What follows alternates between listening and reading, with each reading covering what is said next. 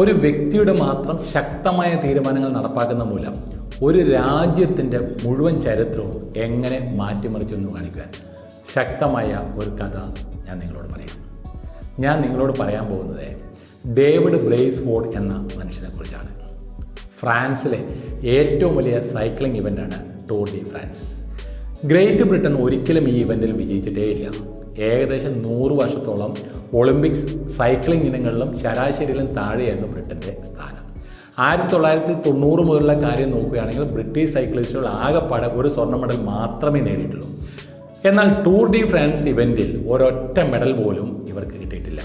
എല്ലാ രീതികളും പരീക്ഷിച്ചു, പക്ഷെ ഒന്നിലും ഒരു ഫലവും കണ്ടില്ല. വിവിധ കോച്ചുകൾ പരിശീലനം കൂടുതൽ കർശനമാക്കി, പക്ഷേ ഒരു പ്രയോജനം ഉണ്ടായില്ല. പേര് കേട്ട ഒരു സൈക്കിൾ കമ്പനിയും അവരുടെ ബ്രാൻഡിനെ കളങ്കം വരുത്തുമെന്ന് ഭയന്ന് അവരുടെ സൈക്കിളുകൾ ബ്രിട്ടൻ്റെ സൈക്ലിംഗ് ടീമിനെ കൊടുക്കുമായിരുന്നില്ല. ബ്രിട്ടൻ്റെ സൈക്ലിംഗ് ടീമിൻ്റെ കാര്യങ്ങൾ വളരെ ദയനീയമായിരുന്നു. അപ്പോഴാണ് ബ്രെയിൽസ്ഫോർഡ് എന്ന ഒരു കോച്ച് തൻ്റെ അഗ്രിഗേഷൻ ഓഫ് മാർജിനൽ ഗെയിൻസ് എന്ന സിദ്ധാന്തവുമായി വരികയും ഗ്രേറ്റ് ബ്രിട്ടനിലെ സൈക്ലിങ്ങിൻ്റെ ചരിത്രത്തിൽ മാറ്റം വരുന്ന ഒരു തീരുമാനമെടുക്കുകയും ചെയ്തത്.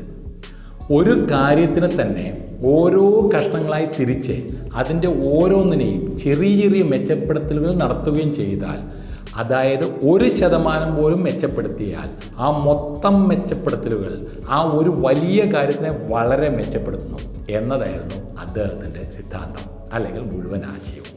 ഇത് മനസ്സിൽ വെച്ചുകൊണ്ട് അദ്ദേഹം വിദഗ്ധരുടെ ഒരു ടീമിനെ വെച്ചുകൊണ്ട് ആദ്യം സൈക്കിൾ ചുറ്റിപ്പറ്റി പ്രവർത്തിച്ചു തുടങ്ങി. മികച്ച ഒരു സൈക്കിളാക്കി മാറ്റാനായി അദ്ദേഹം ആ സൈക്കിളിൻ്റെ എല്ലാ ഭാഗങ്ങളും വശങ്ങളും മികച്ചതാക്കാനായി പ്രവർത്തിച്ചു. അതുമാത്രമല്ല, സൈക്ലിസ്റ്റുകളെ ഒരു കൂട്ടം ഡോക്ടറുടെ സഹായത്താൽ അദ്ദേഹം മെച്ചപ്പെടുത്താൻ ശ്രമിച്ചു. അവർ ഉറങ്ങുന്ന അല്ലെങ്കിൽ കിടക്കുന്ന രീതി, അവരുടെ പേശികൾക്ക് ആയാസമില്ലാതെ കിടക്കുമ്പോൾ ആവശ്യമായ രീതിയിലുള്ള സപ്പോർട്ട്, കഴിക്കുന്ന ഭക്ഷണം, വ്യായാമം ചെയ്യുന്ന രീതിയും സമയവും, അവർ ധരിക്കുന്ന ഓട്ടോമാറ്റിക്കായി ചൂടാവുന്ന തരത്തിലുള്ള വസ്ത്രം, ധരിക്കുന്ന ഹെൽമെറ്റ്, സൈക്കിൾ ചവിട്ടുമ്പോൾ അവരുടെ കാലുകളുടെ ആംഗിൾ, ടയറിന് നല്ല ഗ്രിപ്പ് കിട്ടാൻ ടയറിൽ കാറ്റിന് പകരം ആൽക്കഹോൾ നിറയ്ക്കുക, അങ്ങനെ അവർ ധരിക്കുന്ന ഷൂസിലെ ചെറിയ ചെറിയ ഭാഗങ്ങൾ വരെ എല്ലാ വശങ്ങളും സൂക്ഷ്മമായി മെച്ചപ്പെടുത്തുന്നതിൽ അദ്ദേഹം തുടർച്ചയായി പ്രവർത്തിച്ചു. 5 വർഷത്തിന് ശേഷം ബെയ്ജിങ്ങിൽ 2008 ഒളിമ്പിക്സ് വന്നു. അവരുടെ ടീമിനെ പരീക്ഷിക്കാൻ സമയമായി. ബ്രിട്ടീഷ് സൈക്ലിസ്റ്റുകൾ തങ്ങളുടെ നാട്ടുകാരെ ആശ്വസിപ്പിക്കാൻ പുത്തൻ ആത്മവിശ്വാസത്തോടെ കളത്തിലിറങ്ങി. അത്ഭുതം എന്ന് തന്നെ പറയാം. ഒളിമ്പിക്സ് മെഡലുകളുടെ 60% ബ്രിട്ടീഷ് സൈക്ലിസ്റ്റുകൾ സ്വന്തമാക്കി. എന്നാൽ അവർ അവിടെ നിർത്തിയെന്ന് നിങ്ങൾ കരുതുന്നുണ്ടോ?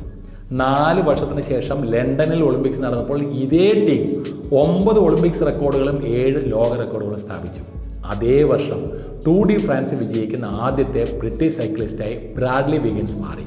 മാത്രമല്ല 2014, 15, 16, 17 വർഷങ്ങളിൽ തുടർച്ചയായി അവർ ടൂർ ഡി ഫ്രാൻസിൽ വിജയിച്ചു. സൈക്ലിംഗ് ചരിത്രത്തിലെ ഏറ്റവും വിജയകരമായ ഓട്ടം എന്ന് നമ്മൾ വിളിക്കുന്ന ബ്രെയിൽസ്ഫോർഡ് ടീം 178 ലോക ചാമ്പ്യൻഷിപ്പുകളും 66 ഒളിമ്പിക്സ് സ്വർണ്ണ മെഡലുകളും 5 ടൂർ ഡി ഫ്രാൻസ് വിജയങ്ങളും നേടി. ഒരു സാധാരണ ടീം എങ്ങനെയാണ് ലോക ചാമ്പ്യന്മാരായി മാറിയത്? സൈക്ലിസ്റ്റിൻ്റെ എല്ലാ മേഖലകളിലും ബ്രെയിൽസ്ഫോർഡ് വരുത്തിയ 1% നാമമാത്രമായ മെച്ചപ്പെടുത്തലും വളരെയധികം പറയേണ്ടതുണ്ട്. അർത്ഥശൂന്യമായി തോന്നിയ ചില മാറ്റങ്ങൾ, അതിൻ്റെ അന്തിമ ഫലം വൻ വിജയമായിരുന്നു. അതും വെറും 10 കൊല്ലത്തെ ഇടവേളയിൽ. വലിയ വിജയത്തിന് വലിയ തീരുമാനങ്ങൾ ആവശ്യമാണെന്ന് നമ്മൾ പലപ്പോഴും വിശ്വസിക്കുന്നു. എന്നാൽ എൻ്റെ പ്രിയപ്പെട്ട സുഹൃത്തുക്കളെ, നമ്മുടെ ചെറിയ തീരുമാനങ്ങൾ 1% പോലും മെച്ചപ്പെടുത്തുന്നതിലൂടെ അവ ശ്രദ്ധിക്കപ്പെട്ടില്ലെങ്കിലും ദീർഘകാല അടിസ്ഥാനത്തിൽ വലിയ പുരോഗതി കാണിക്കും. നമ്മുടെ ജീവിതത്തിലെ ഏറ്റവും പ്രധാനപ്പെട്ട കാര്യങ്ങൾ പെട്ടെന്നുണ്ടായതല്ല, മറിച്ച് ഒരുപാട് ചെറിയ നിമിഷങ്ങളുടെയും തീരുമാനങ്ങളുടെയും വലിയ ശേഖരണമായിരുന്നു എന്ന സത്യം നമുക്ക് അഭിമുഖീകരിക്കാം. അതിനാൽ നമ്മുടെ ഭാവി നാം ഇന്നെടുക്കുന്ന ചെറിയ തീരുമാനങ്ങളെ ആശ്രയിച്ചിരിക്കുന്നു. ചെറിയ ചെറിയ തീരുമാനങ്ങൾ കൃത്യമായി നടത്തിയാൽ മഹത്തായ വിജയം നിങ്ങളുടെ കൈപ്പിടിയിലായിരിക്കും.